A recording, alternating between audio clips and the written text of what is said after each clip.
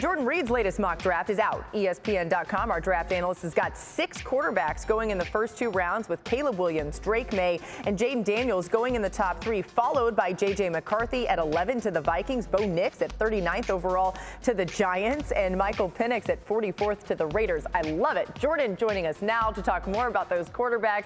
And Jordan, you have Drake Maye going ahead of Jaden Daniels to the Commanders at 2. What led you to that decision? Yeah, I do have Drake Maye over Jaden Daniels at number 2 overall, but I will say this. We're splitting hairs with both of these guys. Nobody knows the direction that the Commanders are going to go at number 2 overall, but with Drake Maye, I just like the combination of the package that I'm getting with the player just because he's been more consistent when we're talking about being a 3-level threat as far as a thrower.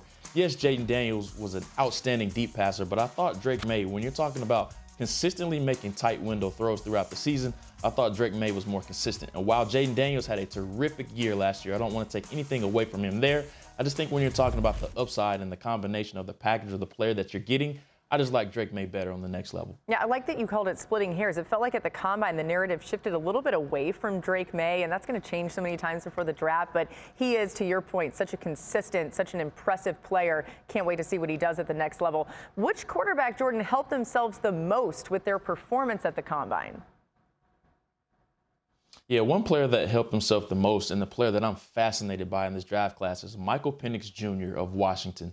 You talk about somebody that was throwing absolute lasers on Saturday night when the quarterbacks were going through their throwing session. He made every single throw possible. But the biggest wild card about Penix and what makes him such a big wild card in this class is that 4 season-ending injuries in as many seasons. But last year, in the past 2 seasons, he's been able to stay completely healthy. Everybody that I talked to at the Combine said he came back with a clean bill of health, which is huge for him.